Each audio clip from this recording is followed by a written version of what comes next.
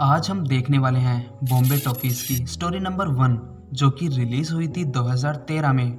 लेकिन कहानी की तरफ चलने से पहले आपसे रिक्वेस्ट है कि अगर आपने अभी तक हमारे चैनल को सब्सक्राइब नहीं किया है तो चैनल को सब्सक्राइब करें और बेल आइकन को भी ज़रूर प्रेस करें। तो अब चलते हैं कहानी की तरफ। कहानी शुरू होती है अविनाश नाम के एक लड़के से जो गे है। एक दिन अविनाश बहुत गुस्से में अपने बाबा के पास जाता है ये बताने के लिए कि वो गे है ना कि छक्का। दोनों में बहुत फर्क है लेकिन दोनों में से कुछ भी होना गलत नहीं है।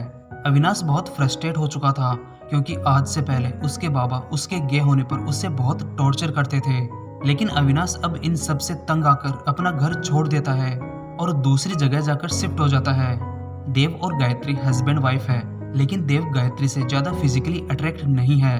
गायत्री इस वजह से थोड़ी डिस्टर्ब रहती है और वो देव को अपनी तरफ अट्रैक्ट करने की बहुत कोशिशें करती है लेकिन कुछ भी ज्यादा काम नहीं आता। गायत्री एक न्यूज़पेपर कंपनी में एसोसिएट एडिटर है और उसी कंपनी में अविनाश ने एज ए इंटर्न ज्वाइन किया है। उसकी वहाँ परमानेंट ज्वाइनिंग हो जाए इसलिए वो वहाँ गायत्री को अपनी बातों से इम्प्रेस करने की कोशिश करता है और बातों बातों में उसे ये भी बताता है कि वो गे है। लेकिन इस बात पर गायत्री का कोई खास रिएक्शन नहीं था। उसका मानना था कि गे होना एक आम बात है। अविनाश की बातों से उसके बात करने के अंदाज से गायत्री उसकी अच्छी दोस्त बन जाती है और दोनों एज अ फ्रेंड एक दूसरे के काफी करीब आ जाते हैं। दोनों अपनी पर्सनल लाइफ भी थोड़ी थोड़ी डिस्कस कर रहे थे। गायत्री बहुत बार देव से सेक्स एक्सपेक्ट करती है लेकिन देव गायत्री की एक्सपेक्टेशन समझ नहीं पाता। एक दिन गायत्री को पता चलता है कि आज अविनाश का बर्थडे है और उसके पास उसके अलावा और कोई अच्छा दोस्त नहीं था तो वो अविनाश को फोर्सफुली अपने घर पर डिनर के लिए इनवाइट करती है। अविनाश घर पर डिनर के लिए आने वाला है ये बात गायत्री देव को बताती है। देव पहले तो इस बात से थोड़ा जेलस होता है कि गायत्री ने एक लड़के को डिनर पर बुलाया है लेकिन जब गायत्री देव को बताती है कि वो एक गे है देव एकदम से सरप्राइज हो जाता है। अविनाश जब गायत्री के घर जाता है तो वो देव से थोड़ा थोड़ा अट्रैक्ट हो रहा था और उधर देव भी जानबूझकर अविनाश की तरफ देख नहीं रहा था। वो अपना पूरा ध्यान खाने पर लगाने की कोशिश कर रहा था। वो उसे अवॉइड कर रहा था लेकिन एक वक्त पर बातें करते करते देव और अविनाश को पता चलता है कि उनकी एक चीज के बारे में पसंद बिल्कुल सेम है और वो चीज थी पुराने गाने। दोनों को ही पुराने गाने बहुत पसंद है। डिनर के बाद देव अविनाश को अपने एक स्पेशल रूम में लेकर जाता है जहां उसका पुराने गानों का कलेक्शन रखा हुआ था। दोनों जब उस कमरे में साथ होते हैं तो अचानक किसी कारण से अविनाश देव के करीब आता है और इस वजह से देव थोड़ा अनकंफर्टेबल हो जाता है। देव की हालत देखकर अविनाश को थोड़ा थोड़ा अंदाजा हो जाता है कि उसके मन में क्या चल रहा है लेकिन वो उस वक्त कुछ नहीं बोलता और वहां से चला जाता है। अगले दिन अविनाश अचानक गायत्री से जाकर पूछ लेता है कि वो और देव कितना सेक्स करते हैं। गायत्री बोलती है कि महीने में 1 या 2 बार। अविनाश बोलता है कि ये तो बहुत कम है तो गायत्री उसे बताती है कि शादी के 3-4 साल बाद इतना ही सेक्स होता है। दोनों बातें कर रहे थे कि गायत्री के पास देव का कॉल आता है।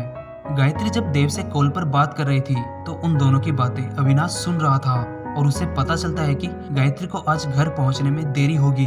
अविनाश इस मौके को छोड़ना नहीं चाहता था तो उसके दिमाग में एक आइडिया आता है। ऑफिस के बाद वो गायत्री के घर जाता है जहां उसे देव मिलता है। देव को वो बातों बातों में अपने साथ बाहर चलने के लिए कहता है और देव भी उसके साथ चला जाता है। वो देव को एक सावित्री नाम की छोटी बच्ची के पास लेकर आता है जो रेलवे स्टेशन पर गाना गाकर कुछ पैसे कमाती है।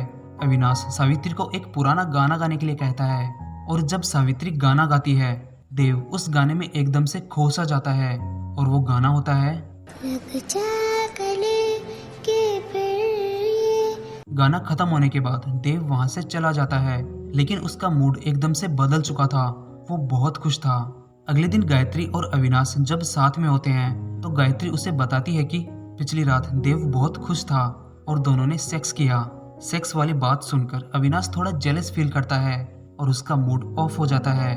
वो ऑफिस से चला जाता है और सीधे देव के पास आता है। वो भी अपने ऑफिस में था।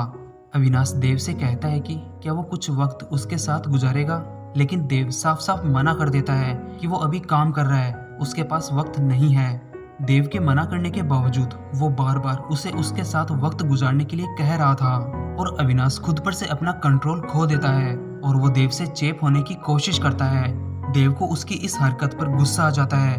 वो उस पर हाथ उठा देता है और उसे बिल्डिंग से बाहर निकलवा देता है। अविनाश अपना दुखी मन लेकर अपने रूम पर आता है और थोड़ी ही देर बाद वहाँ देव भी आ जाता है उससे माफी मांगने के लिए। लेकिन अविनाश देव से थोड़ा नाराज था। देव अविनाश को मनाने की कोशिश करता है और इन सब में देव अविनाश को किस करने लग जाता है। लेकिन कुछ ही देर में उसे रियलाइज होता है कि उसने गलती कर दी। लेकिन देव भी गे था। देव दोबारा गुस्से में उस पर हाथ उठा देता है और वहां से चला जाता है। अगले दिन फिर अविनाश गुस्से में गायत्री के पास जाकर उसे बता देता है कि तुम्हारा हस्बैंड गे है और उसने मुझे किस किया। गायत्री उस वक्त अपने ऑफिस में थी तो उसने अविनाश की बात पर कोई रिएक्शन नहीं दिया। लेकिन जब वो अपने घर गई उसका मूड पूरी तरह बदला हुआ था। गायत्री के मूड और उसके रिएक्शंस को देखकर देव समझ जाता है कि उसे सब कुछ पता चल चुका है। देव के गे होने की सच्चाई से गायत्री बहुत दुखी होती है। शादी से लेकर अब तक वो सोचती आ रही थी कि उसमें कोई दिक्कत है, लेकिन दिक्कत देव में थी। गायत्री देव को डिवोर्स दे देती है। डिवोर्स इसलिए नहीं देती कि वो गे है, बल्कि इसलिए देती है कि उसने अपनी इतनी बड़ी सच्चाई उससे छुपा कर रखी। और यहीं पर यह कहानी खत्म हो जाती है।